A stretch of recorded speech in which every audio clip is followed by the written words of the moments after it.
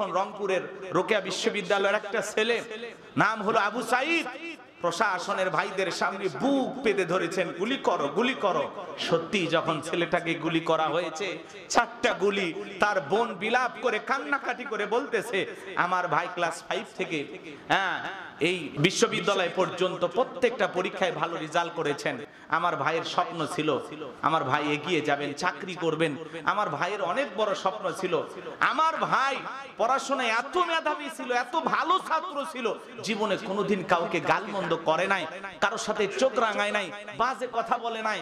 আমরা বোনেরা কোনোদিন খারাপ ব্যবহার করে নাই আমাদের সাথে। আমার বাবার সাথে কখনো চোখ রাঙায় কথা বলে নাই। আজকে আমার ভাইকে কেন গুলি করা হলো?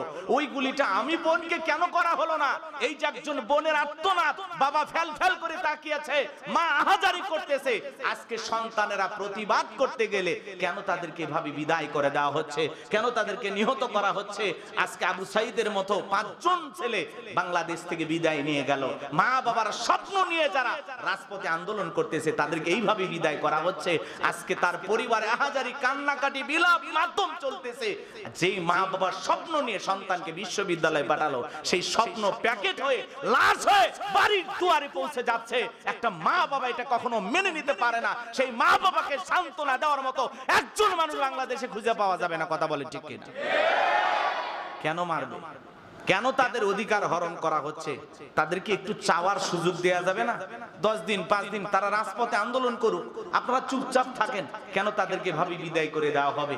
যে ভাইটা গুলি চালাচ্ছে সে কি একবারও চিন্তা করলো না এটা আমার ছোট ভাই হতে পারে, এটা আমার সন্তানের মতো হতে পারে? আজকে সমাজে যা চলতেছে এই কথাগুলো নিয়ে আমরা যদি কথা বলি, আপনারা আবার বলবেন হুজুর আপনারা ওয়াজ নসিহত করেন, ইমামতি করেন, এগুলো কেন? ভাই মনে রাখবেন, দেয়ালে পিঠ ঠেকে গেলে আপনি তখন টের পাবেন যে সমাজের অবস্থা কি চলতেছে। আপনি যে নিরাপদে চলে যাবেন, এদিক খেয়াল করেন। আপনি কারবালা থেকে কলোনিতে যাবেন, এখান থেকে আপনি হয়তোবা 7 মাথায় যাবেন, সেখানে যদি নিরাপদ একটা যাওয়ার পথ চলার ব্যবস্থা যদি না থাকে, আপনি তো ভালো মন নিয়ে 7 মাথায় যাইতেছেন, হয়তোবা আপনার মা অসুস্থ, সবুজ মেডিকেলে ঔষধ নিতে যাচ্ছেন, বলা যায় না ওই মায়ের ঔষধ নিতে গিয়ে আপনি লাশ হয়ে বাড়িতে ফিরবেন।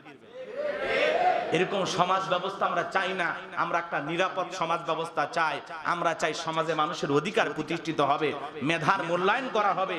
এ সমাজে যারা অবহেলিত তাদেরকে এগিয়ে নিয়ে যাওয়ার জন্য রাষ্ট্রের দায়িত্ব আছে না নাই?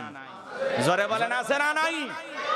এই জন্য আমরা বলবো আমাদের নিষ্পাপ, আমাদের ছোট্ট ছোট্ট এই যে সন্তানেরা যারা আন্দোলন করতেছে এদের উপরে আঘাত আনবেন না, এদেরকে এভাবে বিদায় করে দেবেন না।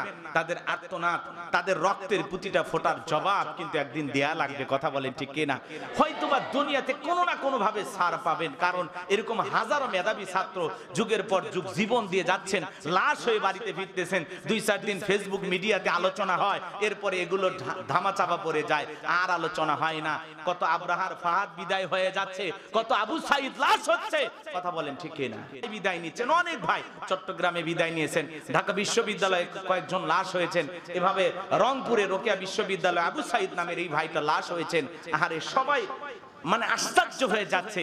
এই ছেলেগুলো আবেগে আবার ফেসবুকে স্ট্যাটাস দিয়ে বলতে। তাহলে এদিকে খেয়াল করেন, এই আশুরার দিনে ঐতিহাসিক যত ঘটনা ঘটেছে, কারবালার ঘটনা ঘটার আগে, তার আগে থেকেই এই মুহররমের আশুরার 10 তারিখের সম্মান মর্যাদা, সুবহানাল্লাহ বলেন, এবং রমজানের রোজা ফরজ হওয়ার আগে সবচাইতে, এদিকে খেয়াল করেন, সবচাইতে গুরুত্বপূর্ণ রোজা ছিল আশুরা রোজা। এটা ফরজ ছিল, সুবহানাল্লাহ বলেন। এখন অনেকেই আমরা এই সিয়ামগুলো পালন করি না। যদি না পালন করেন গুনাহ হবে না, কিন্তু যদি আমরা আশুরার এই সিয়ামগুলো পালন করি অফুরান্ত সওয়াবের ভাগীদার হতে পারবো। আমল নামায় অনেক সওয়াব লেখা হবে, বলুন সুবহানাল্লাহ। তাহলে আমরা না পারলেও আমরা বাড়িতে যাই যদি এই খবরটা দেই, আমাদের পরিবার পরিজন যারা আছেন, বিশেষ করে মা বোনেরা রোজার বেলায় খুবই শক্ত, কারণ মাঝে মাঝে অভিমান করে 3 দিন 4 দিন ভাত খায় না, চাল বেঁচে যায়, নাকি বলেন? আছে না এরকম মা বোন? কথা কয় না। মাঝে মাঝে দেখবেন স্ত্রীর রাগ করে না, রাগ করে যদি বলেন বল্টুর মা আসো খাইতে আসো, তখন বলবে তুমি খাও, তোমার খিদে লাগছে, তুমি জল্লাদ, তুমি বেশি করে খাও। কথা বোঝেন না? কারণ মা বোনেরা মাঝে মাঝেই রাগ করে 2 দিন 1 দিন খানা খায় না। এই জন্য রোজার বেলায় মা বোনেরা খুবই শক্ত। কোন কোন মাসে নফল রোজা আছে আলেমদের কাছে জিজ্ঞাসা করে, মসজিদের ইমাম মুয়াজ্জিনকে জিজ্ঞাসা করে, আর ইমাম সাহেবের কাছ থেকে শুনে এই মেসেজটা যদি বাড়িতে যায় ড্রপ করতে পারেন। কথা কয় না কেন? এক হুজুর শুনছেন না, বৃষ্টি আইলে মেসেজ ড্রপ করে যে এই বৃষ্টির দিনে যুবকেরা যদি বউ থাকতো, আহারে খিচুড়ি ফাঁকায় খাওয়াইতো। হুজুরের কোনো কাজ নাই, হুজুর খালি সুযোগ পাইলে মেসেজ ড্রপ করে। কথা কি বুঝতে পারতেছেন? আমাদের মতোই হুজুর, উনি সুযোগ পাইলেই বৃষ্টি আসলে এটা নেওয়া যে বৃষ্টি, এই বৃষ্টির দিনে আহারে যুবকদের যদি একটু বউ থাকতো, খিচুড়ি রান্না করে খাওয়াইতো, ডিম রান্না করে খাওয়াইতো। কিন্তু একটা চাকরি নাই বলে যুবকদের দাম নাই। এই হুজুরকে অনেকেই খুঁজতেছে, সবাই বলতেছে এই হুজুরকে থানায় ড্রপ করা হোক, অনেকে বলতেছে এই হুজুরকে পাবনা পাগলা গারদে পাঠানো হোক। আসলে মূল বিষয় তা না, তিনি কোন চিন্তা থেকে কথাগুলো বলেন আল্লাহ ভালো জানে। হ্যাঁ, প্রেমিকাকে কিছু বই উপহার দাও, এই বেচারা আবার এই যে আজকের একটা মেসেজ ড্রপ করেছে যে আমি ক্ষমা চাই, আমি অতীতে যে বক্তব্য দিয়েছি আমার এই বক্তব্যগুলোকে বিকৃতি ভাবে উপস্থাপন করা হয়েছে। আমি কথা বুঝাইতে চাইছি, একটা মানুষের সামনে ভুলভাবে এই কথাগুলো উপস্থাপন করা হয়েছে। এই জন্য আমি আমার দেশবাসীর কাছে ক্ষমা চাই। আমার এগুলো নিয়ে আলোচনা সমালোচনা হচ্ছে, ভবিষ্যতে আমি যেন কোরআন এবং সুন্নাহকে রিসার্চ করে কথা বলতে পারি। আপনারা আমার জন্য দোয়া করবেন। রাগ করতেছেন আপনারা?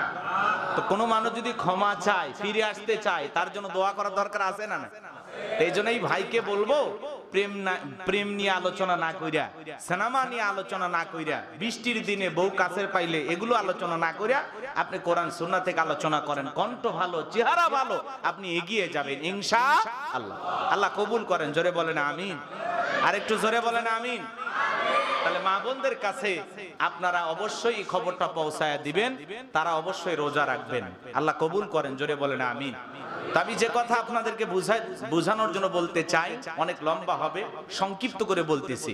আশুরার দিনে ঐতিহাসিক অনেক ঘটনা। এই পৃথিবীর সর্বপ্রথম মানব নাম হলো আদম আলাইহিস সালাম। তাকে আল্লাহ রাব্বুল আলামিন যেই দিনে ক্ষমা করে দিয়েছিলেন, আরাফার ময়দানে বাবা আদম মা হাওয়া যেদিন মিলিত হয়েছিলেন, তাদের দোয়া কবুল করেছিলেন যেই দিন, দুইজনের সাক্ষাৎ হয়েছিল যেই দিন, সেই দিনটা ছিল মুহররমের 10 তারিখ, আশুরার দিন। কথা কয় না? এটা হলো পৃথিবীর প্রথম ঘটনা। এদিকে খেয়াল করেন। এরপরে নূহ আলাইহিস সালামের জামানায় মহাপ্লাবন দিয়া জ্যোতি পর্বতে যেদিন নৌকাটা কিস্তিটা থেমে গেল, মহাপ্লাবন থেকে জাতিকে আল্লাহ রাব্বুল আলামিন মুক্তি দিয়েছিলেন যেই দিন, সেই দিন ছিল আশুরার দিন। সেটাই ছিল মুহররমের 10 তারিখ। আল্লাহু আকবার বলো। এরপরে ইব্রাহিম আলাইহিস সালামকে আল্লাহ রাব্বুল আলামিন, এদিক খেয়াল করেন, নমরুদ নামক খোদাদ্রোহী, পৃথিবী কাঁপানো জালেম বাদশার সেই বিশাল অগ্নিকুণ্ড থেকে মুক্তি দিয়েছিলেন যেই দিন, সেই দিন ছিল কি দিন? মুহররমের 10 তারিখ, আশুরার দিন। বলেন আল্লাহু আকবার। এবং মূসা আলাইহিস সালাম এবং তার জাতিকে জালেম বাদশা, নাম কি বলেন তো? ফেরাউন। ছোটখাটো বাদশা, পৃথিবী কাঁপানো বাদশা, নিজেকে রব বলে দাবি করেছিল। আনা রব্বুকুমুল আলা, আমি বড় প্রভু, আমি বড় খোদা। জোরে কন নাউযুবিল্লাহ। ক্ষমতা টিকিয়ে রাখার জন্য জ্যোতিষীরা যখন বলেছিল যে মুসা নামের একটা